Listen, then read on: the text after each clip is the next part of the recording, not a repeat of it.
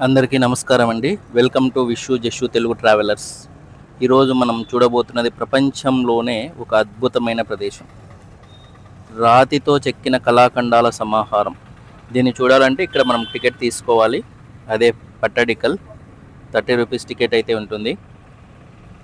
30 rupees ticket తీసుకొని కొంచెం ఒక 100 మీటర్స్ నడచాల్సి ఉంటుంది. చూడండి, ఏదో ఒక కొత్త లోకంలో అయితే అడుగు పెట్టినట్టయితే ఉంటుంది. ఈ పట్టడికల్ అనేది కర్ణాటక స్టేట్లో బాగల్కోట్ డిస్టిక్లో ఉంటుంది. బాగల్కోట్ డిస్టిక్ నుంచి దాదాపు 30 కిలోమీటర్స్ దూరంలో అయితే ఉంటుంది. మీరు బాదామికి వచ్చినప్పుడు ఇది కూడా విజిట్ చేయొచ్చు. బాదామి నుంచి 20 కిలోమీటర్ల దూరంలో అయితే ఉంటుంది. నేనైతే రెంటల్ స్కూటీ తీసుకొని వచ్చేసాను. 1987లో పట్టడికల్ని వరల్డ్ హెరిటేజ్ సైట్గా గుర్తించారు యునెస్కో వాళ్ళు. ఎందుకంటే ఇక్కడ ఉన్న ఆలయాలు చాలా అద్భుతంగా అయితే ఉన్నాయి. 1500 సంవత్సరాల క్రితం నిర్మించిన ఈ ఆలయాలు ఇసుక రాయితో అయితే కట్టారు. పట్టడికల్ అనే పదానికి అర్థం చూద్దాం ఫస్ట్. పట్టడికల్ అంటే పట్టాభిషేక స్థలం. చాళుక్య రాజులు ఇక్కడ తమ పట్టాభిషేక కార్యక్రమాలను అయితే నిర్వహించేవారు. అందుకే దీన్ని పట్టడికల్ లేదా కిరీటధారణ నగరం అని కూడా అంటాము. ఈ దేవాలయాలను ప్రధానంగా బాదామి చాళుక్యులు క్రీస్తు శకం 6వ శతాబ్దం నుంచి 8వ శతాబ్దాల మధ్య అయితే నిర్మించారు. బాదామి చాళుక్యులకి ముఖ్యంగా 3 రాజధానులు అయితే ఉండేవి. మొదటి రాజధాని వచ్చేసి ఐహోలే. ఐహోలే కూడా ఇక్కడికి దగ్గరలోనే ఉంటుంది, మీరు విజిట్ చేయవచ్చు. రెండవ రాజధాని వచ్చేసి బాదామి. బాదామిని కూడా చూడవచ్చు. మూడవ రాజధాని వచ్చేసి పట్టడికల్. ఇప్పుడు మీరు చూస్తున్న ఆలయం వచ్చేసి జంబులింగేశ్వర ఆలయం. ఈ పట్టడికల్లో దాదాపు 10 ఆలయాలు ఉంటాయి. ఒక్కొక్క ఆలయం సపరేట్గా చూద్దాం. ఫస్ట్ జంబులింగేశ్వర ఆలయం అయితే చూద్దాం. ఈ ఆలయంలో మనకు ఎటువంటి పూజలు అయితే జరగడం లేదు. మీరు చూడొచ్చు లోపల శివలింగం. లోపలికి వెళ్ళి మీరు శివలింగం దగ్గర కూడా ఫొటోస్ అయితే తీసుకోవచ్చు. చాళుక్యులు తమ సామ్రాజ్య విజయాలకు ప్రతీకగా వీటిని అయితే నిర్మించారు. అలాగే తమ కళా నైపుణ్యాన్ని ప్రపంచానికి చాటి చెప్పడానికి ఈ దేవాలయాలను అయితే నిర్మించారు. ఇక్కడ మొదట వైష్ణవ సాంప్రదాయం ఎక్కువగా ఉండేది. తర్వాత శైవ సాంప్రదాయం అయితే బలపడింది. ఇక్కడ కట్టిన ఆలయాలన్నీ ఎర్రటి ఇసుకరాయితో అయితే కట్టించారు. మీరు ఇప్పుడు చూస్తున్న ఆలయం వచ్చేసి కాడసిద్ధేశ్వర ఆలయం. కాడసిద్ధేశ్వర ఆలయంలో కూడా ఎటువంటి పూజలు అయితే జరగడం లేదు. ఒకసారి మీరు చూడొచ్చు. ఇందులో కూడా మనకు శివలింగం అయితే ఉంటుంది. ఈ పట్టడికల్ అనేది మలప్రభ నది ఒడ్డునైతే ఉంటుంది. బాదామి పట్టణానికి సుమారు 20 కిలోమీటర్ దూరంలో అయితే ఉంటుంది. కాడసిద్ధేశ్వర ఆలయం, ఇలా జంబులింగేశ్వర ఆలయం, మొత్తం 9 హిందూ దేవాలయాలు ఉంటాయి. ఒకటైతే జైన దేవాలయం ఉంటుంది. కాడసిద్ధేశ్వర ఆలయాన్ని అయితే 7వ శతాబ్దంలో నిర్మించారు. చిన్నగా ఉంటుంది కానీ శిల్పాలు అయితే అద్భుతంగా ఉన్నాయి. మనం బయట గోడల మీద చూస్తే దేవాలయ గోడలపైన మనకు శివుడు, పార్వతీ, నంది విగ్రహం ఉంటాయి. ఇలా కొంచెం ముందుకు వెళ్తే మనకు ఇతర ఆలయాలను అయితే చూడవచ్చు. ప్రతి ఆలయం నిర్మాణ శైలి ఒక్కోలా ఉంటుంది. నిజంగా చెప్పాలంటే ఒక్కో ఆలయం ఒక్కో కళాఖండం. ఈ ఆలయాలు వచ్చేసి మనకు ఉత్తర భారతదేశ శైలి మరియు దక్షిణ భారతదేశ శైలి. దక్షిణ భారతదేశం అంటే ద్రవిడ శైలి, నార్త్ సౌత్ 2 సంస్కృతులను అయితే కలగలిపి అయితే ఉంటాయి ఈ ఆలయాలు. ఒకే చోట మనం అరుదైన దృశ్యాలను అయితే చూడవచ్చు. బాహుబలి మూవీలో సెట్స్ ఎలా ఉంటాయో అలా ఉంటాయి. చాలా అంటే చాలా అద్భుతంగా ఉంటాయి. మనం చూస్తున్న ఆలయం వచ్చేసి గలగనాథ ఆలయం. గలగనాథ ఆలయంలో కూడా ఎటువంటి పూజలు అయితే జరగడం లేదు. గలగనాథ ఆలయాన్ని 8వ శతాబ్దంలో అయితే నిర్మించారు. ఈ గలగనాథ ఆలయం పూర్తిగా నాగర శైలిలో అయితే నిర్మించారు. ఇది ఒక గొప్ప ఆలయం. ఆలయం లోపల మనకు శివుడు అంధకాసురుని సంహరించినటువంటి ప్రత్యేక శిల్పం అయితే ఉంటుంది. అది ఒక ప్రత్యేక ఆకర్షణ అని చెప్పుకోవచ్చు. బయట మీరు చూసినట్టయితే ఎటువంటి సిమెంట్ లేకుండా కేవలం ఎర్రటి ఇసుక రాయితో రాయిని ఒకదానిపైన ఒకటి పేర్చి అద్భుతంగా అయితే తీర్చిదిద్దారు. చాలా అంటే చాలా అందంగా ఉంటుంది. నాకు రెంటల్ స్కూటీ టికెట్ 600 అయితే తీసుకున్నారు పర్ డేకి. 60 కిలోమీటర్స్ అయితే లిమిట్ ఇచ్చారు. మీరు రెంటల్ స్కూటీ తీసుకొని ఒకే రోజులో బాదామి చుట్టుపక్కల ఉన్న బాదామి ఫోర్ట్, తర్వాత బాదామి మ్యూజియం, తర్వాత ఐహోలే, పట్టడికల్ అన్నీ అయితే చూడవచ్చు. ఇక్కడ ఉన్న అతి చిన్న ఆలయం వచ్చేసి చంద్రశేఖర ఆలయం. మీరు ఇప్పుడు చూస్తున్నారు కదా, ఇదే చంద్రశేఖర ఆలయం. లోపల కూడా మనకు ఇక్కడ శివలింగం అయితే ఉంటుంది. చంద్రశేఖర ఆలయం 10 ఆలయాల్లోకెల్లా చిన్నది, కానీ ఈ ఆలయాల్లో కూడా మనకు శివలింగం అయితే ఉంటుంది. ఇక్కడ చూడొచ్చు మీరు గబ్బిలాలు, జూమ్ చేసి చూపిస్తున్నాను చూడండి, చాలా గబ్బిలాలు అయితే ఉన్నాయి. తర్వాత మనము సంగమేశ్వర ఆలయంకి అయితే వచ్చేసాము. సంగమేశ్వర ఆలయం అనేది పట్టడికల్లోనే అతి పురాతనమైన ఆలయం. అతి పురాతనమైన ఆలయాల్లో ఒకటి, ఫస్ట్ కట్టిన ఆలయాల్లో ఒకటి. ఈ సంగమేశ్వర ఆలయాన్ని వచ్చేసి రాజు విక్రమాదిత్యుడు సుమారు క్రీస్తు శకం 220లో అయితే నిర్మించాడు.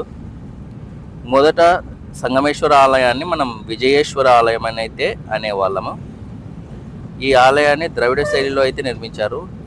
చాలా అంటే చాలా అద్భుతమైన శిల్పాలు అయితే ఈ ఆలయంలో అయితే చూడవచ్చు.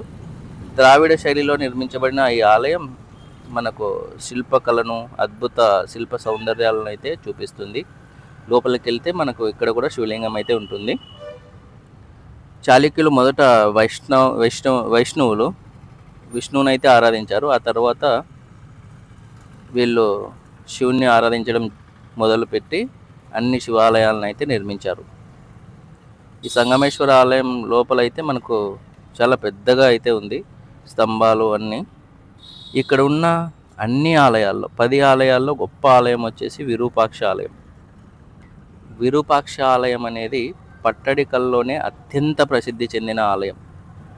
మనకు ఈ విరూపాక్ష ఆలయంలో ఇప్పటికీ కూడా ప్రత్యేక పూజలు అయితే జరుగుతూ ఉన్నాయి. పూజారి ఉంటాడు, ప్రత్యేక పూజలు అయితే జరుగుతూ ఉన్నాయి.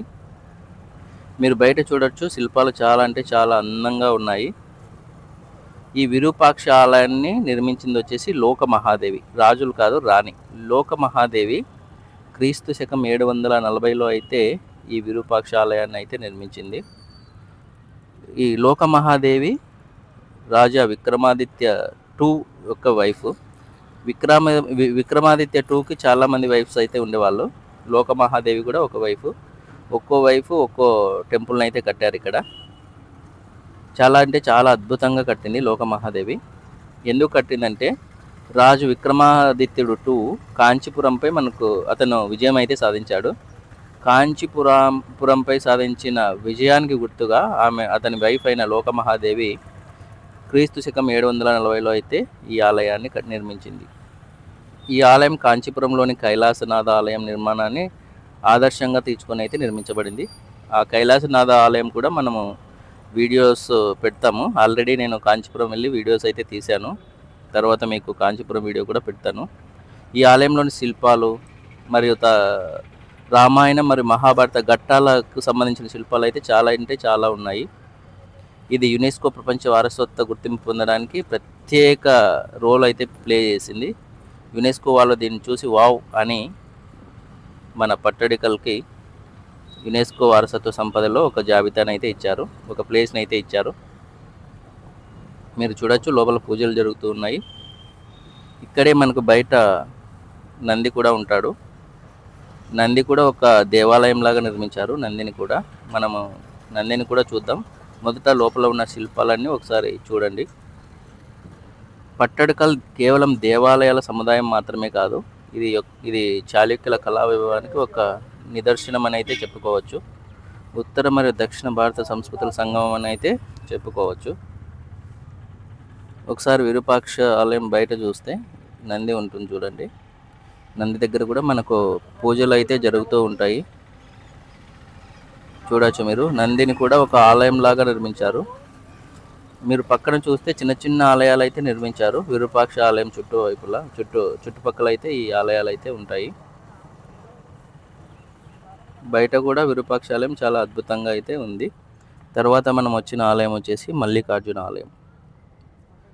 మల్లికార్జున ఆలయంని కూడా విక్రమాదిత్యుడు 2 యొక్క భార్య అయిన త్రిలోక్య మహాదేవి నిర్మించింది. ఆల్రెడీ నేను చెప్పాను కదా, లోక మహాదేవి వచ్చేసి విరూపాక్ష ఆలయాన్ని నిర్మించింది. త్రిలోక మహాదేవి వచ్చేసి మల్లికార్జున ఆలయాన్ని నిర్మించింది. త్రిలోక మహాదేవి కూడా విక్రమాదిత్యుడు 2 యొక్క వైఫ్. ఈమె కూడా విక్రమాదిత్యుడు 2 వైఫ్. ఈమె కూడా అతని భర్త అయిన విక్రమాదిత్యుని 2 యొక్క విజయానికి గుర్తుగా ఈ ఆలయాన్ని అయితే నిర్మించింది. యాక్చువల్గా మల్లికార్జున ఆలయాన్ని విరూపాక్ష ఆలయానికి చిన్న రూపంగా అయితే భావిస్తారు. మల్లికార్జున ఆలయంలో చూస్తే మనకు శిల్పకళ చాలా అంటే చాలా అద్భుతంగా ఉంటుంది. 1500 సంవత్సరాల కింద కట్టినా కూడా ఇప్పటికీ ఈ శిల్పకళ ఎంతో అపురూపంగా అద్భుతంగా చెక్కు చెదరకుండా అయితే ఉంది. మనకు బయట చూసినా కూడా ఏదో ఒక మంచి ఫీలింగ్ అయితే వస్తుంది చూసేటప్పుడు, అంత అద్భుతంగా ఉంటుంది.